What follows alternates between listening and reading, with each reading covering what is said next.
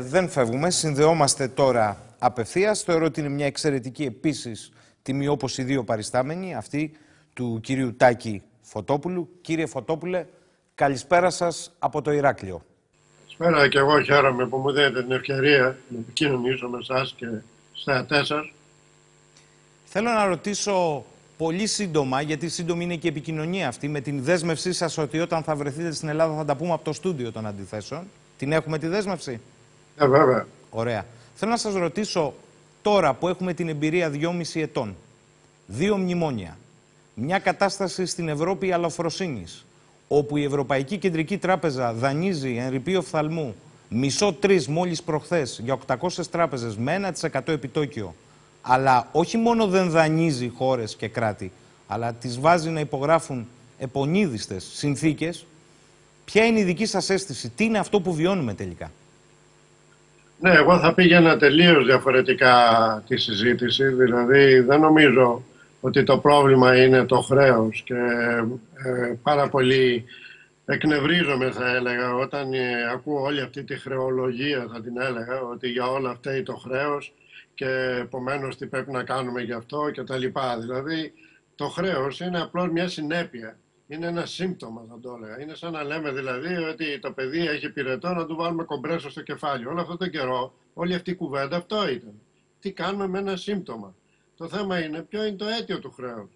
Γιατί το χρέος δεν πέφτει έτσι από τον ουρανό. Υπάρχουν κάποιες αιτίες που το δημιούργησαν. Και επειδή σπουδάζω την ελληνική οικονομία εδώ και 35 χρόνια, τις έχω καταθέσει αυτές τις αιτίες, και οι οποίες ξεκίνησαν πολύ νωρίτερα. Δηλαδή, είναι βασικά θέμα του αναπτυξιακού μοντέλου που είχε η Ελλάδα, κυρίως στη μεταπολεμική περίοδο, και ακόμα ειδικότερα την περίοδο από τότε που έγινε η ένταξή της στην Ευρωπαϊκή Ένωση. Δηλαδή το χρέος ουσιαστικά, αν το εξετάσουμε, θα δούμε ότι, και το είχα αναλύσει μάλιστα με άρθρο σε ξένο περιοδικό από το 1989, που πρόβλεπα ακριβώς το τι θα γίνει σήμερα. Δηλαδή, αυτό που έλεγα είναι ότι επειδή η ελληνική οικονομία δεν είχε δημιουργήσει μια ανταγωνιστική παραγωγική βάση, με το να αμολυθεί μια χώρα όπως η Ελλάδα στον ελεύθερο ανταγωνισμό, όπως έγινε κυρίως με την ένταξη στην Ευρωπαϊκή Ένωση, είχε αρχίσει και από νωρίτερα, αλλά κυρίως με την ένταξη στην Ευρωπαϊκή Ένωση, αυτό σήμαινε τι? Αυτό σήμαινε ότι ανοίγαμε σιγά σιγά τα σύνορά μας να μπαίνουν ξένα προϊόντα, τα οποία δεν είχαμε τη δύναμη εμείς να ανταγωνιστούμε, γιατί η μεν βιομηχανία μας όσοι είχαμε δημιουργήσει ήταν δασμοβίωτη, ο δε αγροτικός μας τομέας δεν ήταν το ίδιο παραγωγικός με τους βορειοευρωπαϊκούς ή αργότερα που προσθέθηκαν και οι ασιατικοί κλπ. Και η συνέπεια τι ήταν? Ότι μέσα σε πολύ λίγα χρόνια το έλλειμμα του ισοζυγίου πληρωμών άρχισε να εκτοξεύεται, γιατί εισάγαμε συνεχώς προϊόντα για τους καταναλωτές. Αυτό ήταν ωραία. Λέγανε μπράβο, αγοράζουμε φτηνά προϊόντα. Αλλά αυτό έχει συνέπειες. Γιατί αν αγοράζεις και δεν έχεις συγχρόνως τη δυνατότητα να πουλάς, να κάνεις εξαγωγές δηλαδή, αυτό τι σημαίνει? Αυτό σημαίνει θα δανειστείς. Και αυτό ήταν η μία πηγή του χρέους που άρχισε σιγά σιγά να συσσωρεύεται. Και σήμερα έχουμε φτάσει, και όχι μόνο εμείς, αλλά και οι Ισπανοί και οι Πορτογάλοι και οι Ιταλοί σε έναν βαθμό, έχουμε φτάσει να έχουμε 6% του εθνικού εισοδήματος έλλειμμα στο ισοζύγιο πληρωμών. Και από την άλλη μεριά, συγγνώμη, 12%. 12%. Ναι, 12%. 6% έχει πλεόνασμα η Γερμανία και συγχρόνως ανάλογο πλεόνασμα έχουν οι βορειοευρωπαϊκές χώρες. Λοιπόν, αυτά δηλαδή είναι αντισταθμιζόμενες ή μάλλον κατοπτριζόμενες εικόνες. Το έλλειμμα του ενός είναι το πλεόνασμα του άλλου. Λοιπόν, είχαμε λοιπόν από τη μια μεριά όλη αυτή τη συσσόρευση στα ελλείμματα στο ισοζύγιο πληρωμών. Από την άλλη μεριά είχαμε τα τεράστια ελλείμματα που δημιουργήθηκαν στο δημόσιο τομέα. Γιατί όταν εξελέγει το Πασόκ για πρώτη φορά τη δεκαετία του 80, θέλησε να κάνει και αυτό κάποιο είδους κοινωνικό κράτος, αλλά με ξανακόλληβα. Δηλαδή, αντί να φορολογήσει άγρια τα προνομιούχα κοινωνικά στρώματα, όπως υποτίθεται έλεγε η σοσιαλιστική του ιδεολογία κλπ., έκανε κάτι άλλο. Δανεισμό. Μέσα δηλαδή, είχα υπολογίσει τότε, στη δεκαετία του 80, είχε σχεδόν τριπλασιαστεί, τετραπλασιαστεί το χρέος σαν ποσοστό του εθνικού εισοδήματος. Από εκεί άρχισε όλη αυτή η κατηφόρα. Οπότε μετά, όταν έγινε καταρχήν η συνθήκη του Μάστριχτ και έγινε ενιαία αγορά που ανοίξαν τελείως οι αγορές, τότε έμεινε τελείως ανοχήρωτη πια η ελληνική πολιτεία για να μπορέσει να το προστατευτεί. Και όταν μπήκαμε στο ευρώ, η κατάσταση χειροτέρευσε. Γιατί δημιουργήθηκε μια τεχνητή φούσκα, επειδή μπορούσαμε και δανειζόμαστε φτηνά μέσω του ευρώ, αλλά και έτσι πληρώσαμε και τους Ολυμπιακούς και όλα τα υπόλοιπα. Αλλά από την άλλη μεριά τα χρέη συνέχισαν να συσσωρεύονται.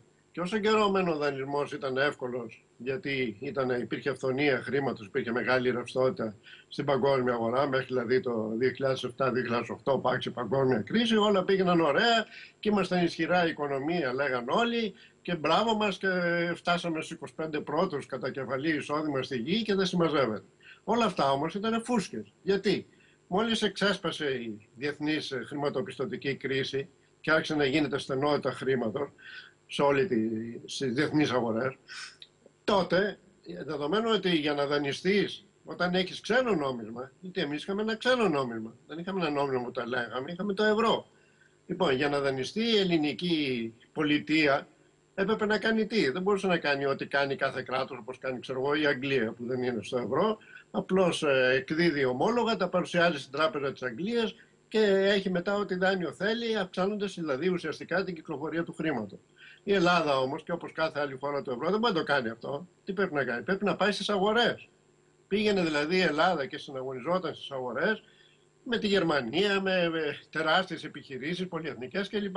Πράγμα βέβαια που σημαίνει ότι δεν τσέρνε κανένας φράγκο όταν έγινε όλη αυτή η στενότητα του χρήματος και καταλάβανε ότι τα δημοσιονομικά της Ελλάδας ήταν, αν όχι τεχνητά, οπωσδήποτε ήταν άθλια, όπως και επίσης και το ισοζύγιο πληρωμών, τα ξέραν άλλωστε αυτά.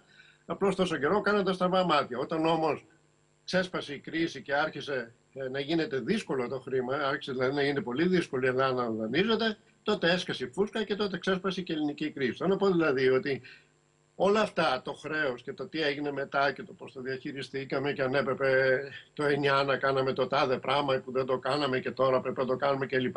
Αυτά νομίζω είναι ως εκ του περισσού, αν δεν έλεγα ότι είναι και παραπλανητικά. Δηλαδή τελείως παραπλανούμε τον κόσμο ποιες είναι οι αιτίες. Οι αιτίες είναι, όπως είπα, καταρχήν το ίδιο το αναπτυξιακό μοντέλο, ποιος ελέγχει το αναπτυξιακό μοντέλο, αν το ελέγχει μια ελίτ, μια μειονότητα ή αν το ελέγχει συνολικά ο λαός και ποιος ελέγχει κατά συνέπεια βέβαια και τις πλουτοπαραγωγικές πηγές, δηλαδή το τι παράγουμε, όπως λέγαμε στα οικονομικά, πώς παράγουμε και πόσο παράγουμε. Όλες αυτές τις ερωτήσεις είναι θέμα ποιος τις απαντά και κατά ποιο τρόπο.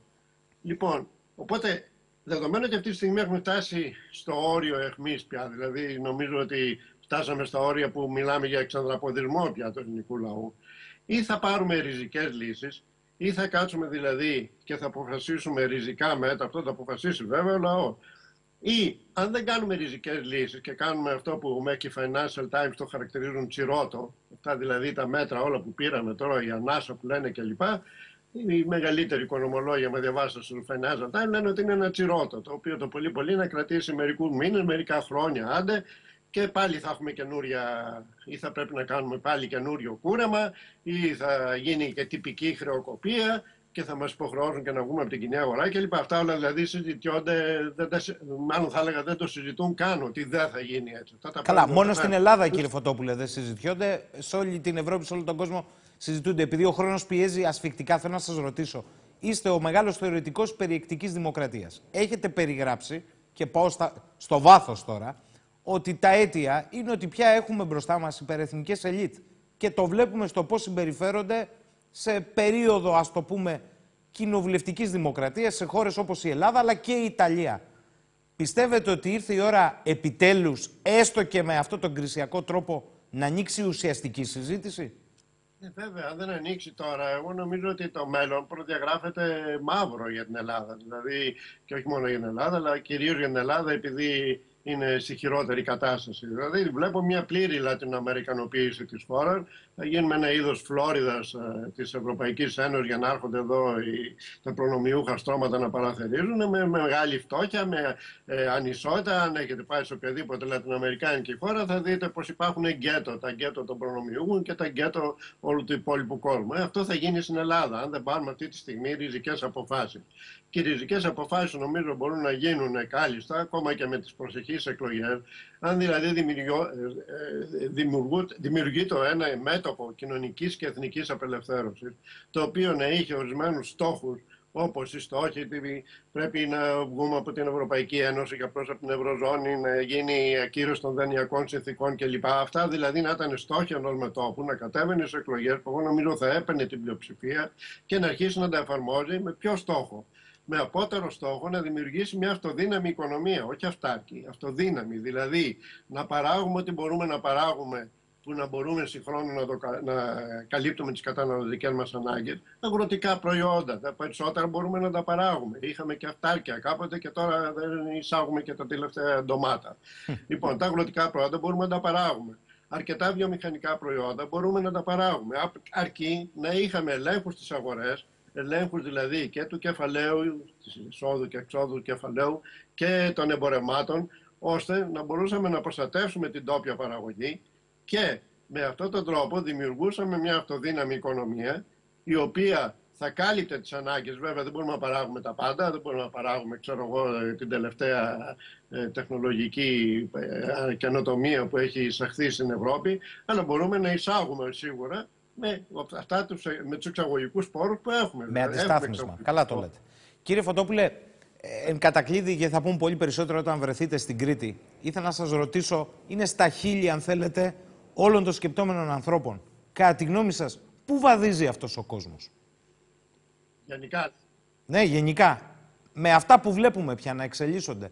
Πλέον μπορεί να μην είμαστε γνώστες απολύτως να αποκωδικοποιούμε τα πάντα, αλλά πιστέψτε το αυτό, είμαστε όλοι υποψιασμένοι πια ότι εδώ κάτι συμβαίνει.